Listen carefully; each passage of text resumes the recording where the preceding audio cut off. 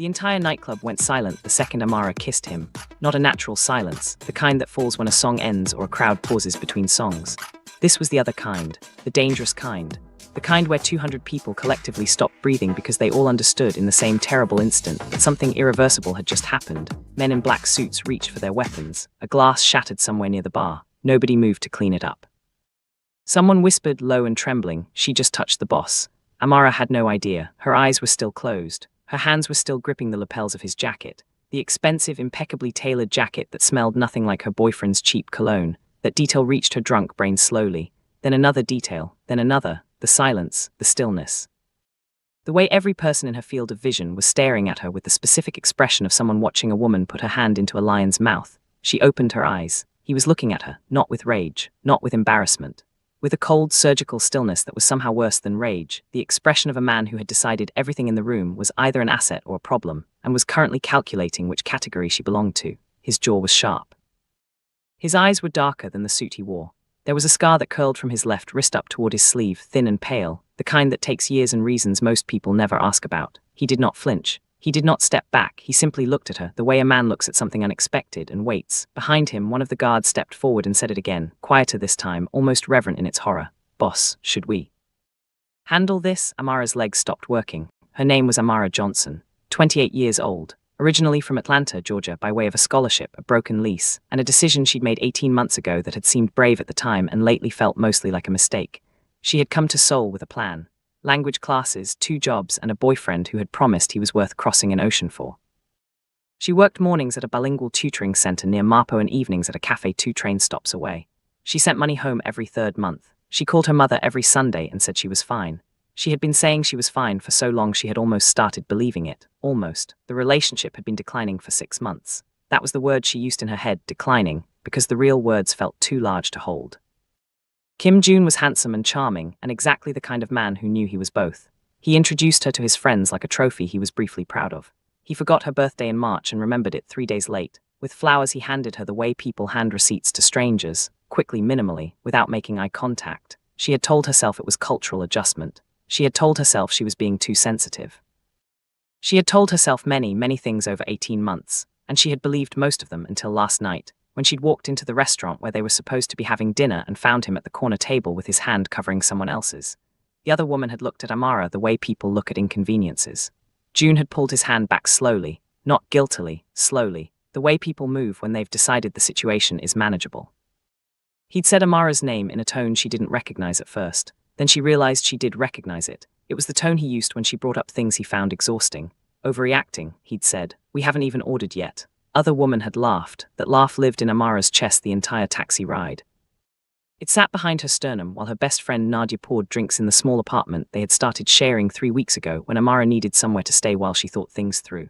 It vibrated somewhere beneath her collarbone through the first 2 drinks and the third, and then Nadia had grabbed her hand and said, "Girl, we are getting out of this apartment. Right now." Club was Nadia's idea. The outfit was Nadia's idea. The 4th, 5th, and 6th drink were technically Amara's idea, though she needed very little convincing. The music was loud and the lights were low, and there were moments, good moments, where the bass was heavy enough that she couldn't hear herself think, and thinking was exactly what she'd been trying not to do. She'd been dancing. She'd been laughing at something Nadia said, and then she'd looked across the floor and she'd seen the back of a man in a black coat. A very specific black coat, long, structured, with a particular cut across the shoulders. The exact same coat Kim Jun owned. The same one he'd been wearing the first night they met. Something went sideways in her chest, fueled by 3 hours of heartbreak and 6 drinks and the specific recklessness of a woman who has finally stopped trying to be reasonable. Amara pushed through the crowd. She pushed past the velvet rope she had not noticed, past the 2 men in dark suits she had not registered. Past every social cue that might have stopped a sober version of herself. She grabbed him by the shoulder and spun him around, and she kissed him. She pulled back first. The silence was still there. More of it now somehow. The music had cut. She couldn't tell if someone had switched it off or if her ears had simply stopped accepting it as information. The only sounds she could process were her own breathing and the soft, terrifying sound of multiple people shifting their weight toward her. The man she had kissed had not moved. He was still looking at her with that same expression, not cold exactly, but contained, the way a city looks contained from the outside when you don't yet know what's happening inside it. His eyes hadn't widened. His jaw hadn't shifted. He had the stillness of someone who had trained himself not to react and was currently deciding whether this situation was worth breaking that training for. Amara started. Her voice came out strange. High and thin and not entirely hers. "I thought you were someone else." Nobody laughed. That was how she knew it was serious. She turned slowly with the particular movement of someone trying not to make any sudden decisions. The VIP section curved around them like a horseshoe. 7 men in suits. 2 of them had their hands inside their jackets and hadn't moved them back out. One woman near the wall was on a phone, speaking too quietly and too quickly. The bar staff had vanished. One of the suited men, the one closest, with a jaw like a shelf, stepped forward. "Who let her in here?" he said. Not a question. A problem being identified. The man she had kissed raised one hand, just one hand, a small, precise gesture, the kind that does not need to be large because the people watching it have been trained to respond to the smallest version of it. Everyone went still. "Leave us," he said. The room moved, not chaotically, efficiently. Trained bodies in trained silence, redistributing themselves to the perimeter with the specific choreography of people who follow orders before they understand them. The woman on the phone stepped out. The bartenders didn't come back. Within 30 seconds, the VIP section held exactly 2 people. Amara. And him. He reached into his jacket. She stopped breathing and pulled out a glass of whiskey she hadn't noticed he was holding before she'd grabbed him.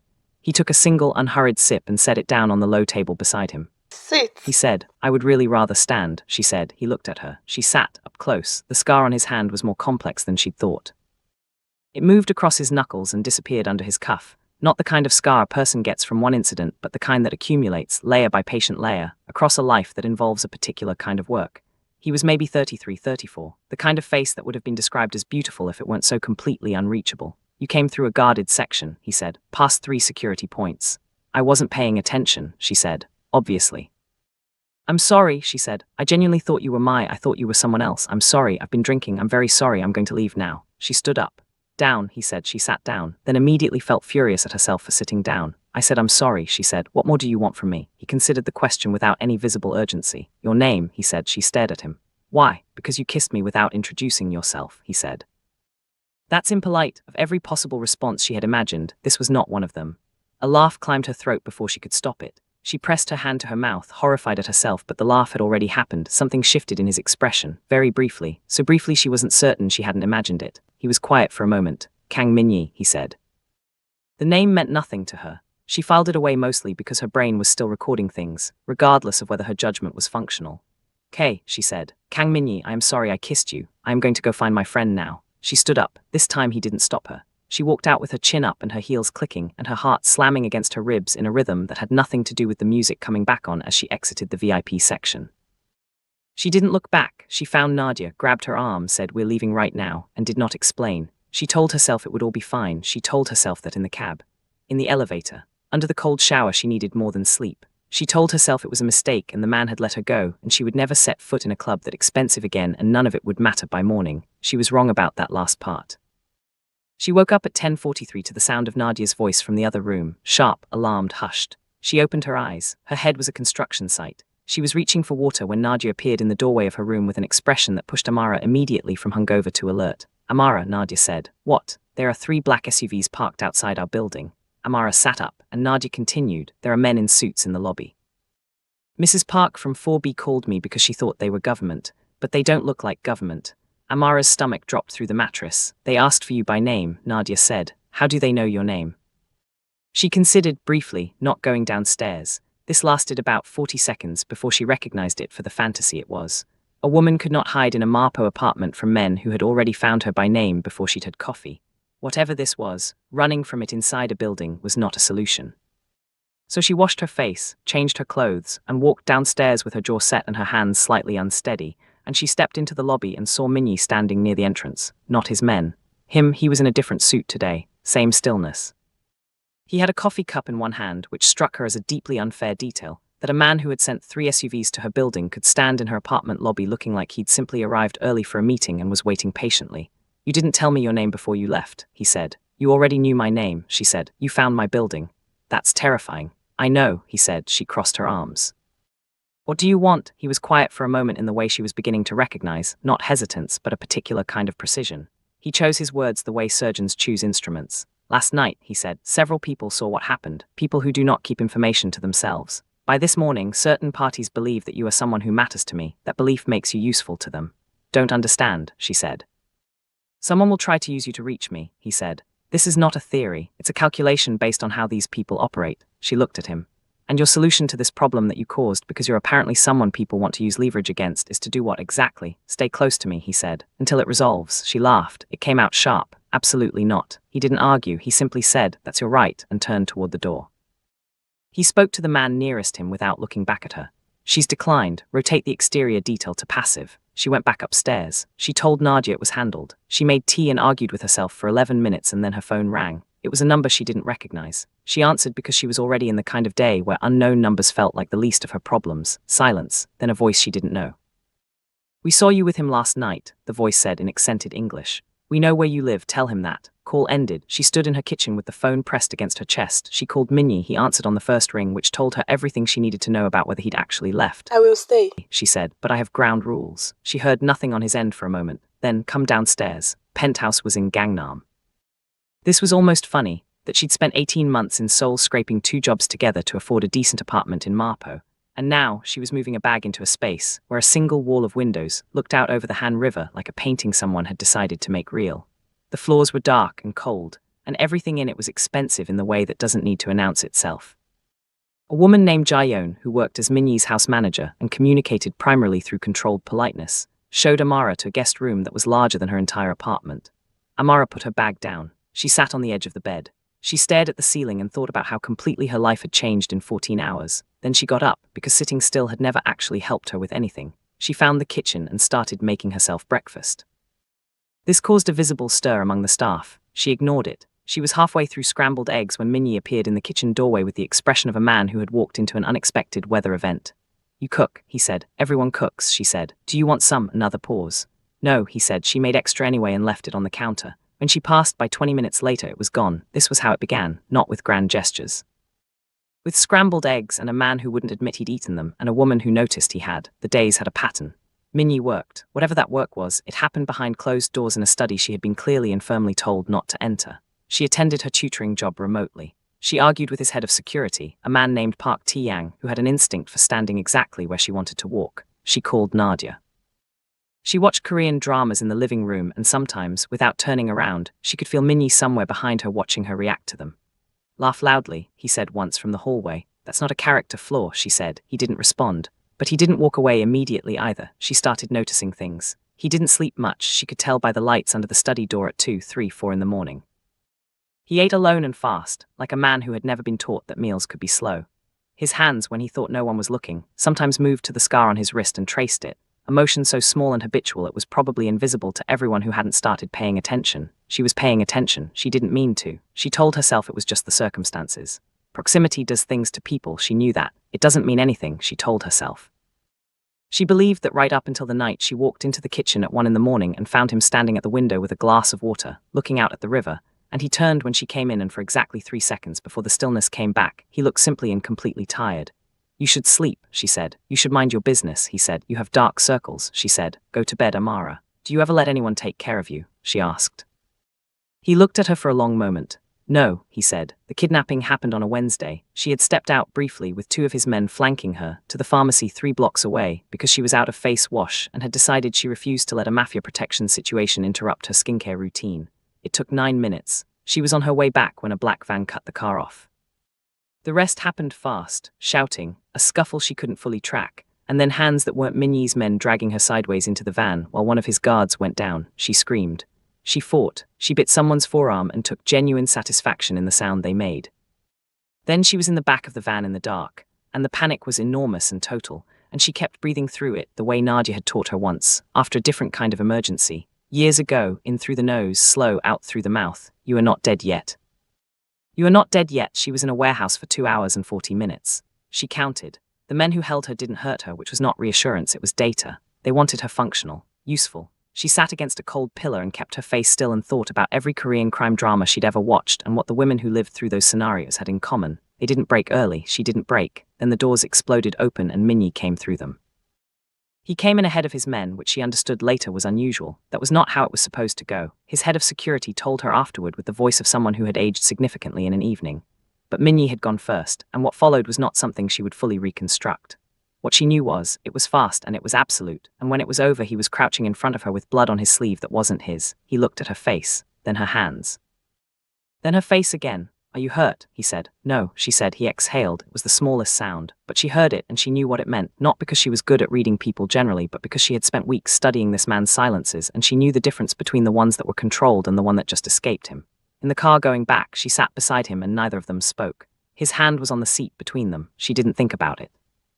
She put her hand over his. He didn't pull away. Back at the penthouse, she sat on the couch and he sat across from her, and Tiang gave a report that she processed at half volume. When the room cleared, Minyi looked at her. "When I got the call," he said slowly, like each word was being moved into place, "that they had taken you." He stopped. "What?" she said. "I couldn't breathe," he said. "For a moment I could not breathe." She looked at him and felt something she had been trying not to feel for days, building quietly behind everything practical and sensible she had told herself about this situation.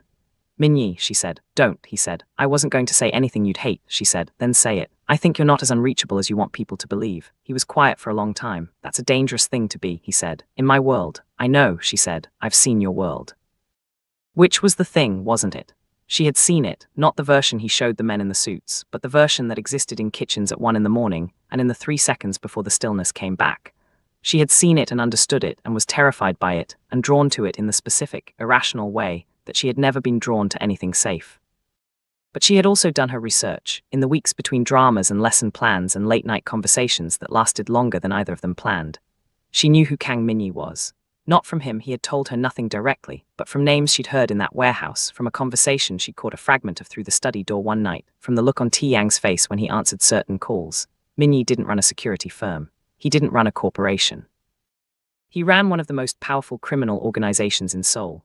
And the men who had kidnapped her were not the first enemies he had, and they would not be the last. She told him she needed air. She stood on the balcony for a long time. She had built something in this penthouse. Not intentionally, she had arrived with a bag and a list of ground rules, and told herself she was surviving a situation, not starting something. But something had started anyway.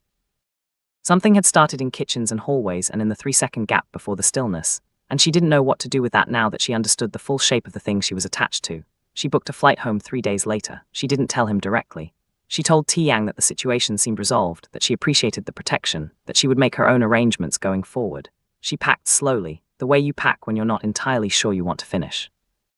She folded things carefully. She left the guest room the way she'd found it. Minyi appeared in the doorway. He looked at the bag. He looked at her. His face did the thing it almost never did. It showed. "Situation isn't fully resolved," he said. "I know," she said. "There's still risk." "I know that too." He was quiet. "Then why are you leaving?" he said. "Because staying is worse," she said. "Because I'm standing in your kitchen making you breakfast and noticing every scar you think I haven't seen and lying to myself that it's just the circumstances. And I can't do that if I also know who you are. I can't separate those two things." He said nothing. "Minyi," she said. "What is this to you?" A long pause. "I don't have language for it," he said. "I have never," he stopped, started again. "I have never let anyone stay long enough to need language for it." She zipped the bag. He stepped back from the doorway. At Incheon Airport, Amara sat at her gate and stared at the departure board and told herself she had made the right choice. Smart choice. The only choice a sensible woman makes when she discovers the man she's falling for runs something built on violence and silence and rooms that close at 2 in the morning with decisions she will never be allowed to understand. She was sensible. She had always been sensible. Her phone buzzed. Unknown number. She opened it. "Don't leave." "I'm coming for you." She looked up slowly from the screen. The airport was crowded and loud and full of movement. People with luggage and people with children and people who had somewhere uncomplicated to be. She scanned the crowd with her heart doing something loud and disobedient in her chest. Then she saw him, standing at the edge of the terminal. Still in the suit. No guards beside him, just him, alone in an airport, which was perhaps the most unexpected thing she had ever seen. He wasn't moving. He was just looking at her across the crowd, the way he'd looked at her that first night, calculating, contained, except this time she could see the 3-second gap, and in the gap there was none of the stillness. There was just a man. She held the phone in both hands. The gate agent announced final boarding. And Amara sat there, holding the phone, looking at the man across the terminal, and understood that the hardest questions are never the ones that come with easy answers. Because here is the thing nobody tells you about falling for someone dangerous. It's never actually about the danger. It's about the person you saw through it. The one who ate scrambled eggs in silence. The one who couldn't breathe when you were gone. The one who came to an airport alone, but knowing someone's softness doesn't change what surrounds it. And the question that would stay with Amara, that will stay with you long after this video ends, is the one she couldn't answer at that gate, and the one nobody can answer for her. When someone shows you both the person they are and the world they've built, which one are you choosing, and is there a difference? If this story hit different, subscribe before you leave. Part 2 is coming, and you won't want to be the one who missed it. Drop a comment, Team Amara stays or Team Amara runs. Let the debate begin.